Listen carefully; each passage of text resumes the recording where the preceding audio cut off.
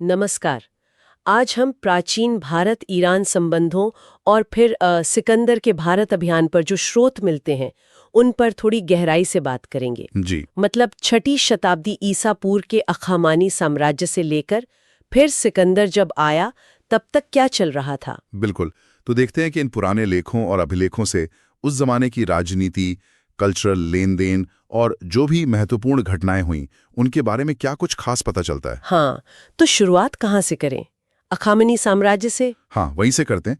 ये देखिए, छठी सदी ईसा पूर्व की बात है। मध्य ईरान में कुरुश मतलब साइरस द्वितीय ने अखामनी साम्राज्य की नींव रखी। अच्छा। ये वो टाइम था जब पश्चिमी एशिया में एक नई बड़ी शक्ति बन रही थी। और फिर दारा प्रथम आए, डेरियस वन। उनके वो मशहूर अभिलेख है ना, बिहिस्तुन, पर्सेपुलिस, नक्श-ए-रुस्तम। हाँ हाँ, बिल्कुल। और ये भारत के साथ रिश्तों पर काफी रोशनी डालते हैं। बिहिस्तुन वाले में तो उन्होंने अपने साम्राज्य के 23 प्रांत गिनाए हैं। 23 प्रांत। तो क्या इनसे बस लिस्ट मिलती है या कुछ और भी पता चलता है? मतलब रिश्ते कैसे थे? देखिए, ये अभिलेख सिर्फ ये नहीं बताते कि साम्राज्य कितना बड़ा था। ये एक तरह से खखामनी पावर का डिस्प्ले थे, उनकी प्रशासनिक पकड़ दिखाने का तरीका।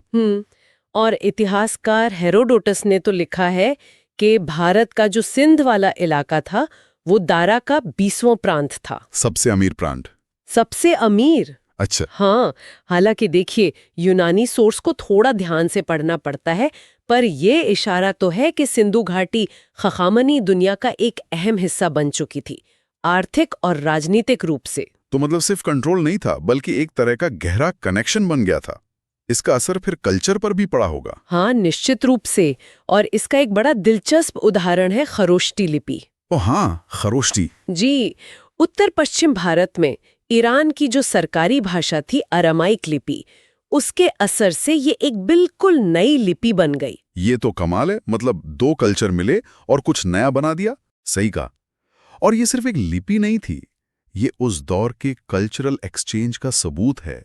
इसका असर सदियों तक रहा।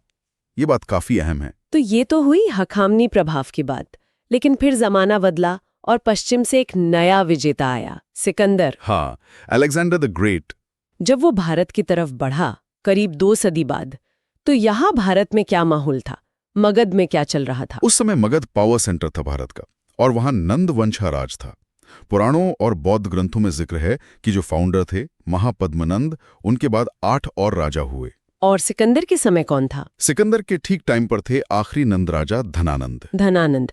हाँ, यूनानी लेखकों ने इन्हें अग्रामीज या जेंड्रामेज जैसा कुछ कहा है ना? जी जी। और जेनोफोन जैसे लेखक तो कहते हैं कि वो बहुत अमीर थे। उनके सेनापति भद्रशाल का भी नाम आता है। हाँ, उल्लेख है। तो ये यूनानी लेखक इतना जोर क्यों दे रहे थे उनकी अमीरी और सेना पर? क्या सिकंदर की योजनाओं पर इसका कुछ असर पड़ा? ये अच्छा सवाल है। हो सकता है कि यूनानी लेखक धनानंद की दौलत और बड़ी सेना का जिक्र करके अपने सैनिकों का मनोबल बढ़ाना चाहते हों, या फिर अपनी जीत को और बड़ा दिखाना चाहते हों। अच्छा, ये भी हो सकता है। लेकिन ये भी सच हो सकता है कि नंद साम्राज्य की ताकत और दौलत की कहानियों ने ही सिकंदर को भारत आने के लिए उकसाया हो।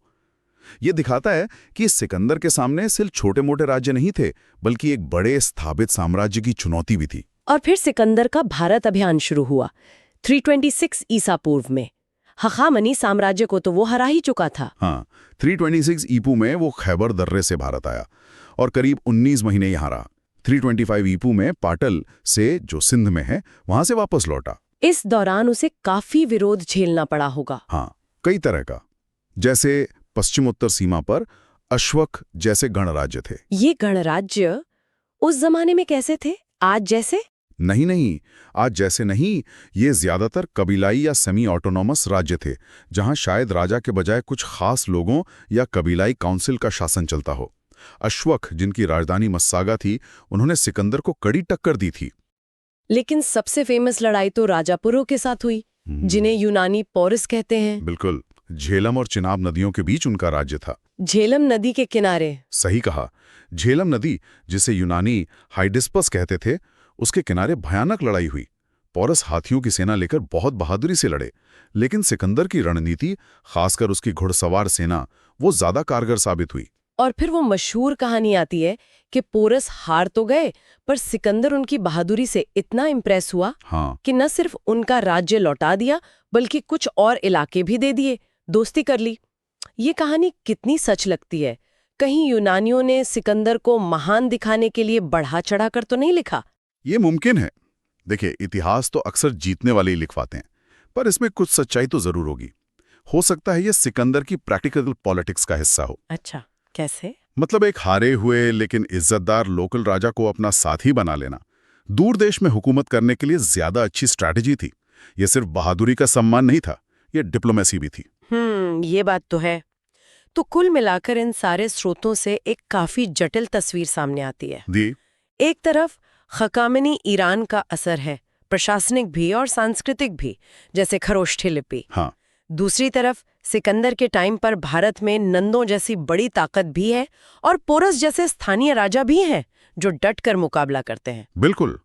ये साफ दिखाता है कि प्राचीन भारत बाहरी दुनिया से कटा हुआ नहीं था, लगातार संपर्क भी था और टकराव भी। और ये सोचने वाली बात है कि ये जो पुराने संपर्क और संघर्ष थे ईरानियों से, यूनानियों से या अंदरूनी ताकतों के बीच, इन्होंने आगे चलकर इस पूरे क्षेत्र के इतिहास और पहचान को कैसे शक्ल दी होगी। हाँ, इसके निशान शायद आज भी कहीं ना कहीं मौजूद हों। साथ ही ये भी गौर करने लायक है कि कैसे अलग-अलग स्रोत, चाहे वो यूनानी हो, ईरानी या भारतीय, एक ही घटना को कितने अलग नजरियों से देख सकते हैं। सही कहा, हर किसी का अपना दृष्टिकोण होता है।